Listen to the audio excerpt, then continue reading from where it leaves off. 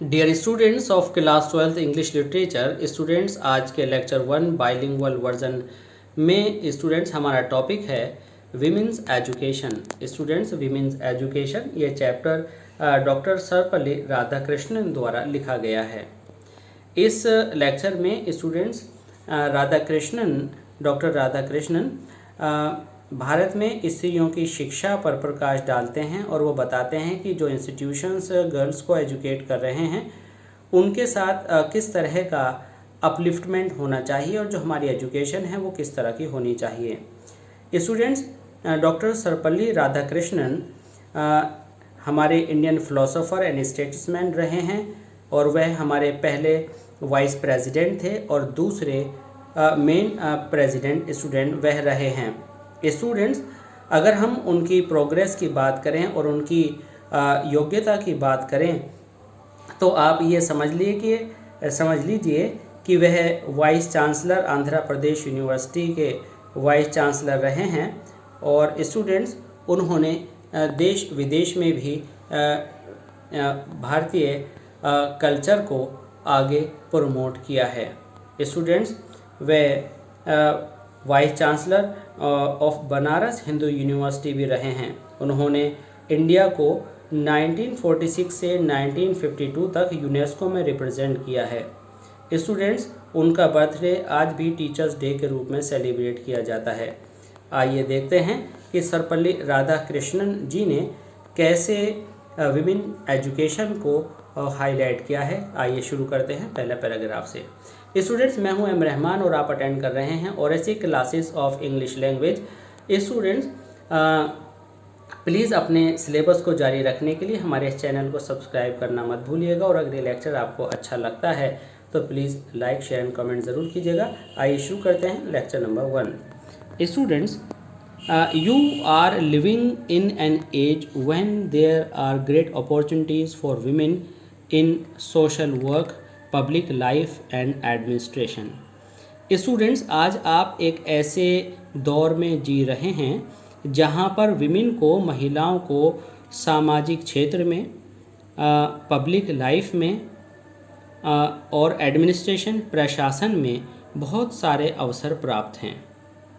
मतलब आज का जो समय है वो बहुत आधुनिक समय है और इसमें स्त्रियों को बहुत सारे अधिकार प्राप्त हैं। Society requires women of discipline minds.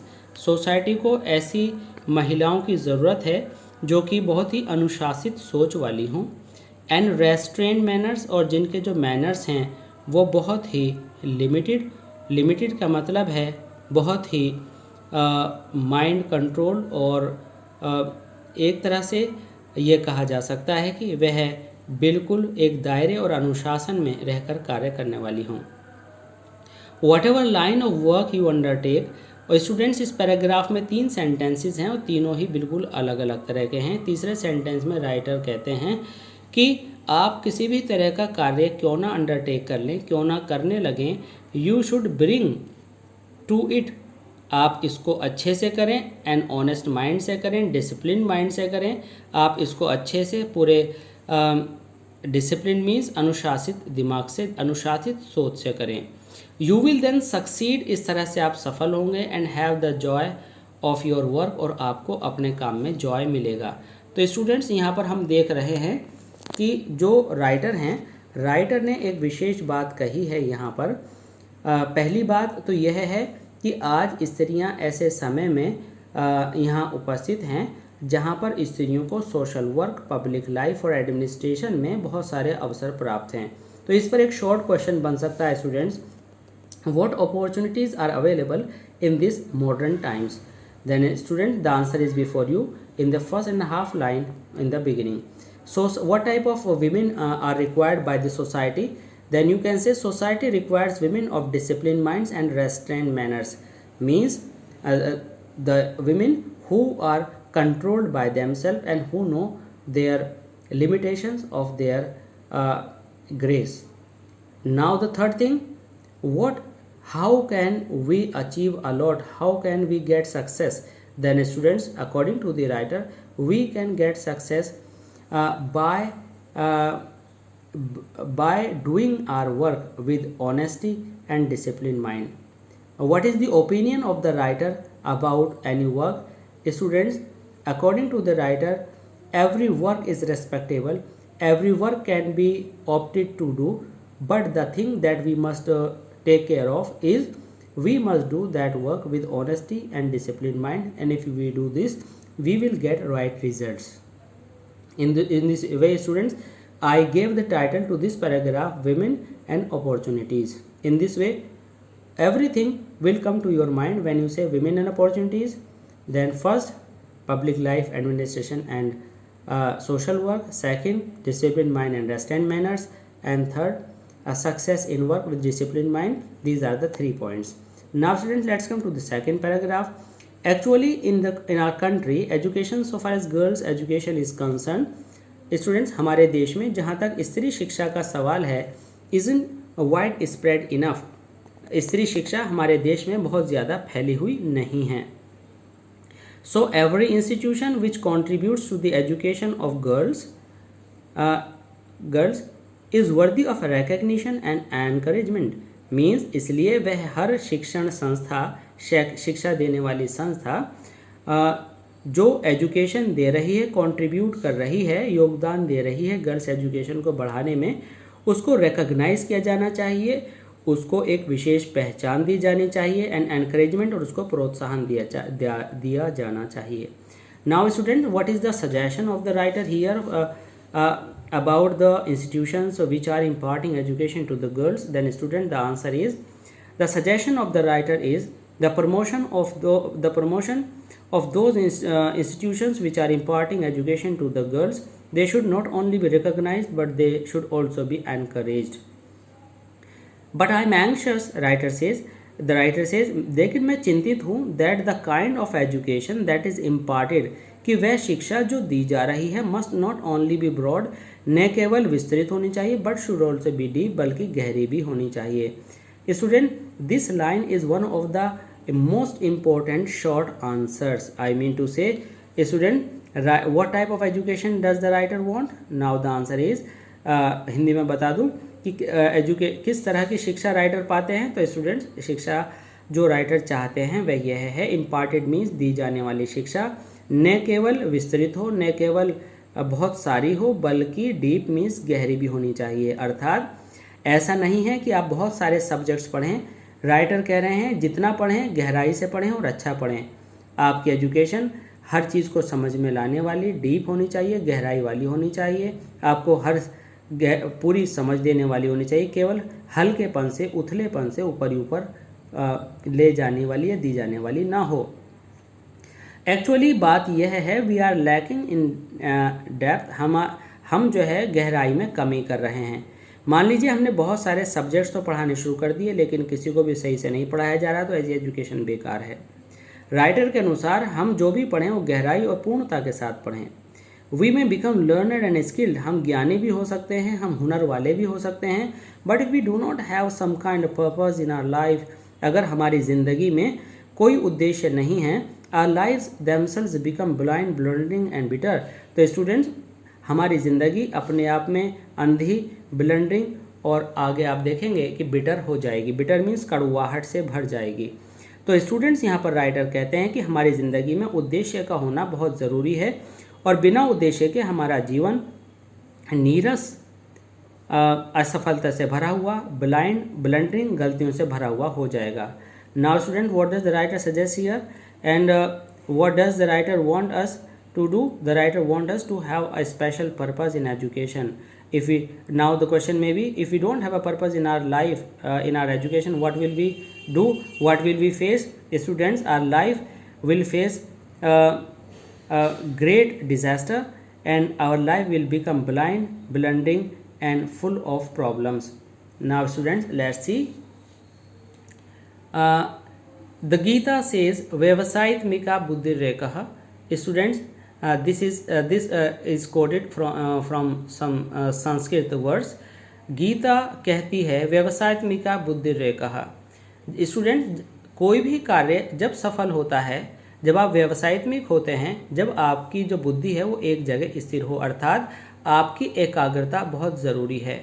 अर्थात किसी भी कार्य में सफलता के लिए आपका एकाग्र होना बहुत ज़रूरी है. For a truly cultured mind, और वास्तव में जो एक अच्छी समझ और एक अनुशासित और शिक्षित दिमाग वाला है, देयर इज सिंगल माइंडेडनेस, उसके अंदर उद्देश्य की एकता होती है, और उद्देश्य की एकता के साथ a dedication to a single purpose, वह एक उद्देश्य पर अपनी पूरी एनर्जी लगा देता है।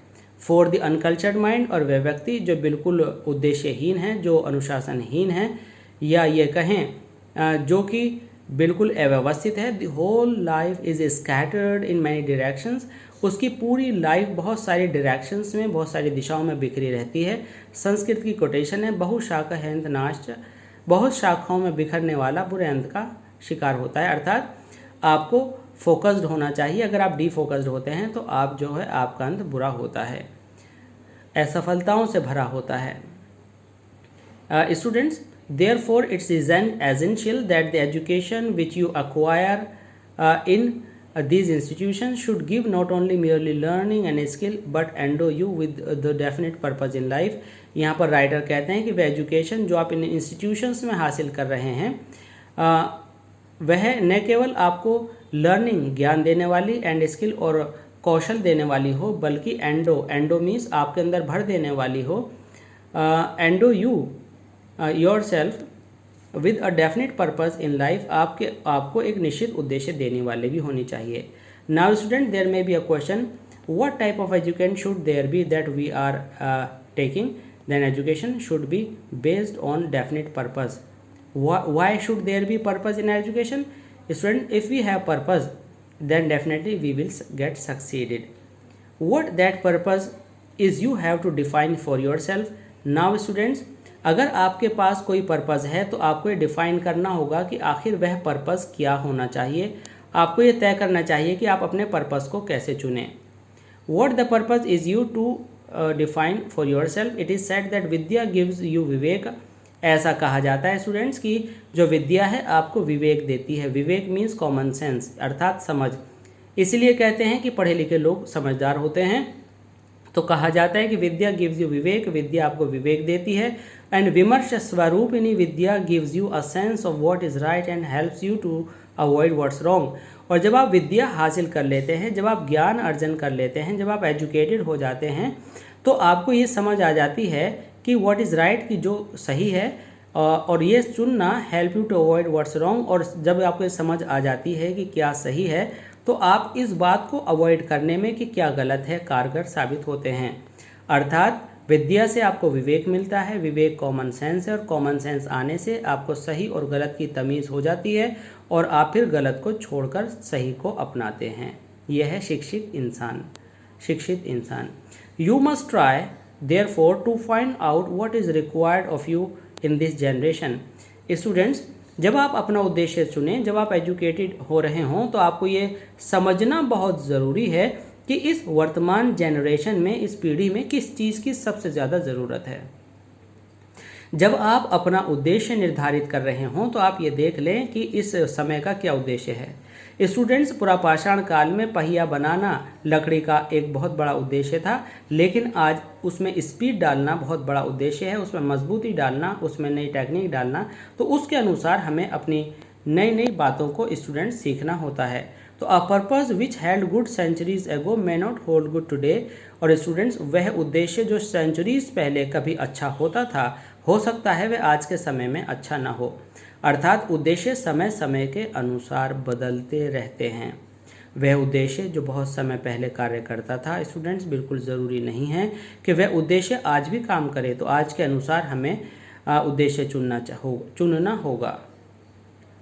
इन view of rapidly changing conditions of our country, और आज की तेज़ी से बदलती हुई स्थितियों के अनुसार, और आज की तेज़ी से बदलते हुए संसार की स्थितियों के अनुसार हमें अपने उद्देश्य को चुनना होगा।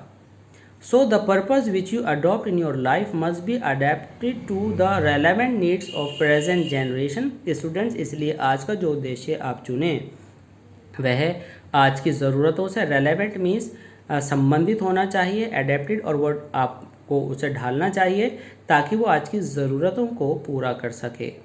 तो स्टूडेंट, यहाँ पर एक क्वेश्चन आ सकता है, what type of purpose what type of purpose should you take and how you can choose your purpose? Students, the answer will be we should choose the purpose that is useful to fulfill the relevant needs of the present generation. Why? Because the purpose that was useful in olden times may not work today. So our purpose should be based on the present needs. So students, हमारा जो उद्देश्य है वो आज की ज़रूरतों को और rapidly changing conditions of the country को पूरा करने वाला होना चाहिए। तो स्टूडेंट यहाँ कुछ इम्पोर्टेंट वर्ड्स आते हैं, उन्हें आप अंडरलाइन कर लें। जब आपको आंसर्स यूज़ करने होते हैं तो स्टूडेंट्स इन आंसर्स को बनाने में आपको कुछ ऐसे टेक्निकल पार्ट्स, ऐसे टेक्निकल वर्ड्स इस पैराग्राफ में मिल जाते हैं जिनको आपने अच्छे से समझ लेना होता है। जैसे कि आपने यहाँ देखा rapidly changing conditions of the country, तो यहाँ से आपने ये सीख लिया। इसके बाद and helps you to avoid words wrong, तो ये जो पीसीज ऑफ सेंटेंसेस हैं ये आपको आंसर्स बनाने में बड़े हेल्पफुल साबित होते हैं। स्टूडेंट जितने ये वर्ड बोल्ड लेटर्स में, बोल्ड कलर में दिए गए हैं और बोल्ड प्रिंट में दिए गए हैं, इनको आप बिल्कुल लिख करके लर्न कर लेंगे क्योंकि एग्जामिनेशन में अब ये वर्ड्स भी आएंगे। Every time we start we use hymns and end with saying shanti shanti shanti. Student जब हम कोई यज्ञ करते हैं और हम मंत्रोच्चार करते हैं तो हम ये वर्ड बार बार 3 बार बोलते हैं, शांति शांति शांति। तो स्टूडेंट्स ऐसा क्यों बोलते हैं?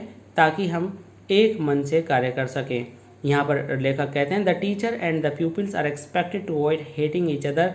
अच्छी शिक्षा के लिए जो शिक्षार्थी है और जो शिक्षक है स्टूडेंट्स, उनको एक दूसरे से हेट करना छोड़ना पड़ेगा, उनको एक दूसरे से हेट करना छोड़ना चाहिए।